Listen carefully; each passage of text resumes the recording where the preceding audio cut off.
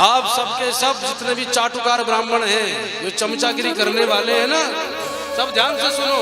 तुम दक्ष की चमचागिरी कर करके महादेव का अपमान कर रहे हो। जाओ तुम सब चाटुकार ब्राह्मण सर्वभक्षा विजातया, सब जगह भक्षा भक्ष खाने लग जाओ।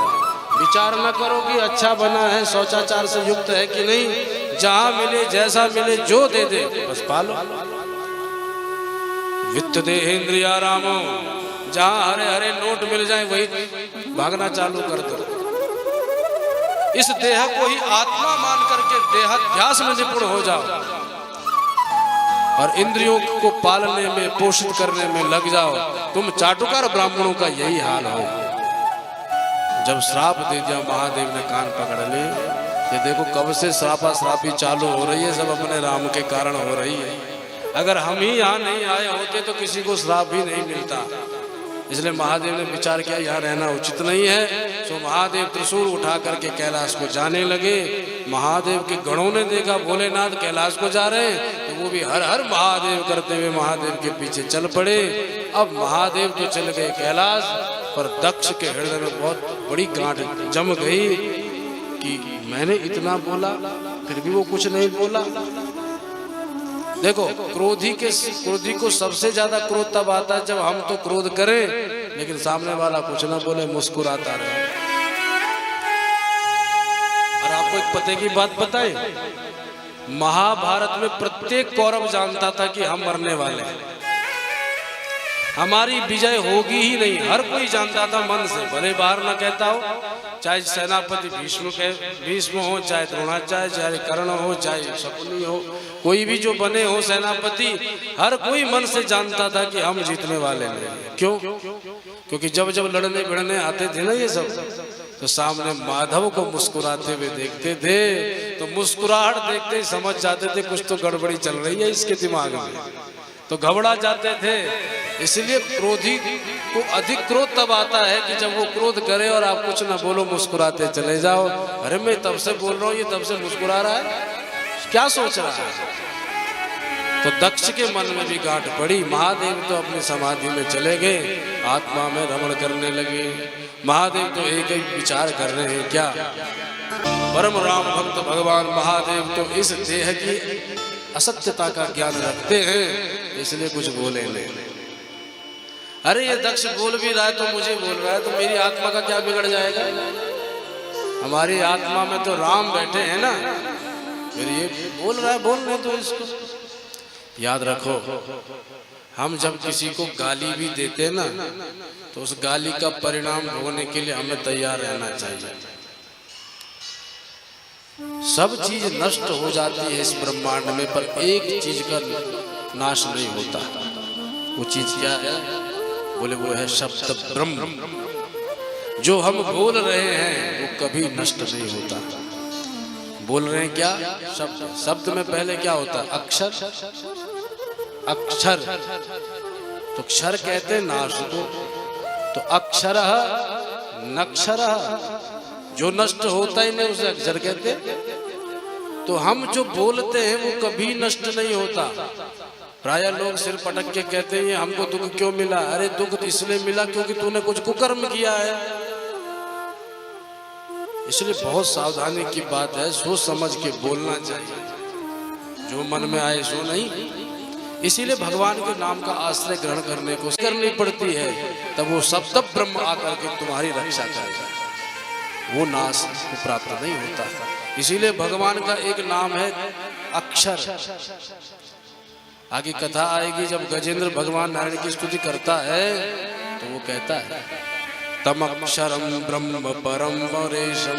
हे प्रभु, हे नारायण, आप अक्षरम अक्षर ब्रह्म हो, आपका नाश नहीं होता। इसीलिए जब हम सुबह निकले तो संकल्प लें कि हमें किसी से अपशब्द नहीं कहना। जो दोगे वो मिलेगा, तो महादेव कुछ बोले नहीं। तो दक्ष ने देखा कि शिव तो कुछ नहीं बोला, पर इसका देखो माताओं का बड़ा अद्भुत स्वभाव होता है। अगर माताओं को क्रोध आ जाए तो क्या कहेंगी? अरे तुम्हें पता है तुम मुझे ये क्या दे रहे हो? मेरे पिता के यहाँ तो ये सब कुछ है, मुझे क्या दिखाते हो? तुम्हारे पास इतना होगा नहीं जितना मेरे पिताजी के खजाने भरे पड़े हैं। नेक सी बात पर पिताजी का पक्ष लेकर के पति को आंखें दिखा देती है, और स्वभाव इतना जबरदस्त है माताओं का कि जब काम बनाना हो, अब आज्ञा चाहिए स्वामी की, तो क्या कह रही है, ये नहीं कहा कि मेरे पिता के यहाँ यज्ञ हो रहा है, ऐसा यज्ञ देखा भी है तुमने जीवन में, ऐसा नहीं कहा। क्या बोली, स्वामी तुम्हारे ससुर जी के यहाँ यज्ञ हो रहा है। पिता का संबोधन नहीं, ससुर का संबोधन, ताकि जैसे ससुर बोले तो भोले बाबा को लगे मेरे ससुर हैं, अपनत्व तो जागृत हो जाए। बड़ा दिव्य यज्ञ आपके ससुर ने आयोजित किया है, हमको वहां चलना चाहिए। महादेव बोले देवी निमंत्रण पत्र आया, बोले वो तो नहीं आया। तो महादेव फिर बोले फिर बिना निमंत्रण के भी कैसे जाएं? अरे कोई दूर का संबंधी छूट जाता तो कोई बात नहीं, हम तो बहुत निकटतम संबंधी हैं और हमको कैसे भूल सकते हैं। इसका मतलब भुलाना ही नहीं चाहते। अगर निकटतम संबंधी को कोई भूल जाए तो समझ लेना वो चाहते नहीं कि तुम जाओ, तुम आओ। इसीलिए तो सती बोली ऐसा क्यों कह रहे हैं पिताजी, ऐसा क्यों करेंगे। और रही बात आप निमंत्रण की बात कर रही हो, तो निमंत्रण तो तब आएगा ना स्वामी जब पक्का एड्रेस हो। आपका कौन सा पक्का एड्रेस है? कभी शमशान में रहते हो, कभी कैलाश में विहार करते हो, एक जगह तो इस तरह रहते नहीं हो। मद भक्ता यत्र गायंती, जहाँ भगवान के भक्त गाते वही महादेव पहुंच जाते। तो एक स्थान तो आपका है नहीं। पर चलो मैं मान भी लूं कि कैलाश आपका स्थान है, पर कैलाश छोटा मोटा थोड़ा ही है। हर एक कॉलोनी में कितना भटकना पड़ जाए तो कैसे डाक ठीक पते पर पहुंचे।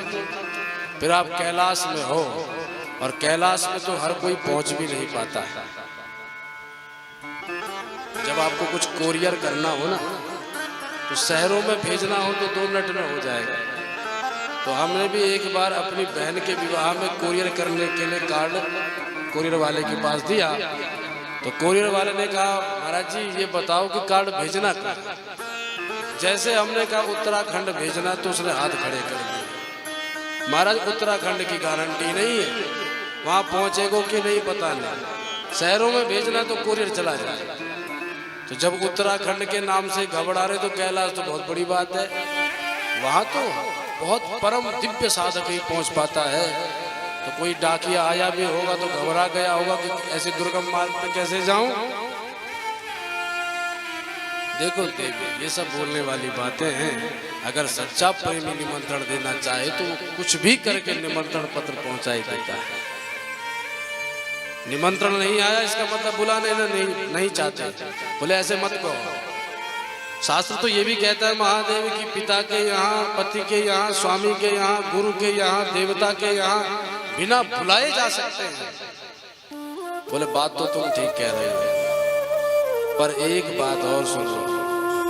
त्वयोदितं शोभनमेव शोभने अनाहुता अप्यभियन्ति बन्धुषु ते यद्यनुत्पादित दोषदेष्टयो बलीयसानात्म्यमदेन मन्युना। प्रेमी तब बुलाना चाहता है जब वो प्रेम करे, पर जब प्रेमी की आंखों पर भी अहंकार का चश्मा चढ़ जाता है तो फिर उसको अपना कोई प्रेमी दिखाई नहीं पड़ता। प्रायः जब हम अभिमान में ग्रस्त जाते हैं, अरे और तो छोड़ो, छोटे पद पर बैठा व्यक्ति अगर उच्च पदस्थ हो जाता है तो एक क्षण में उसकी खोपड़ी गर्म हो जाती है, वो अपनों को भी पहचानने से मना कर देता है। इसीलिए उच्च पदस्थ कोई भले ही हो जाए पर अहंकार चढ़ते दिल नहीं लगती। आपने रानू मंडल के बारे में सुना होगा कि रेल के प्लेटफॉर्म पर गाती थी। एक बॉलीवुड के किसी सिंगर की दृष्टि पड़ी तो उसको गाने के लिए बम्बई बुलाया। खूब महाराज मकान दुकान सब दे दी, खूब काम चलने लगा। लेकिन जो प्लेटफॉर्म पर गाती थी अचानक उसको इतना माल मसाला मिल गया तो खोपड़ी गर्म होने लगी। अपनों को भी पहचानने से बाद में इनकार करने लगा। कुछ मामलों में ठीक भी है, क्योंकि जब प्लेटफॉर्म पर गाती थी तब तो उससे कोई जान पहचान रखते नहीं थे, लेकिन आज जब नामी हो गई तो सब जाकर के पहचान ढूंढ रहे। पर चलो वो तो प्लेटफॉर्म पर गाने वाली, लेकिन यहाँ तो दक्ष प्रजापति हैं, इतने बड़े पद पर बैठे हुए हैं, कोई साधारण व्यक्ति नहीं है। अब वो नहीं बुला रहे हैं, उन्होंने ही निमंत्रण नहीं दिया, या वो मतलब है वो हमको बुलाना ही नहीं चाहते, अहंकार से ग्रसित हो चुके हैं। और देवी एक बात ध्यान रखो, अभिमानी के यहाँ बिल्कुल नहीं जाना चाहिए। जो अभिमानी के यहाँ जाता है वहाँ अपमान अवश्य होता है। और दूसरी बात, प्रेमी के द्वारा अपमान हो जाए तो वो मरण के समान है, मरने के जैसा, मरण कल्पते। इसलिए हम तो कहते हैं मत जाओ।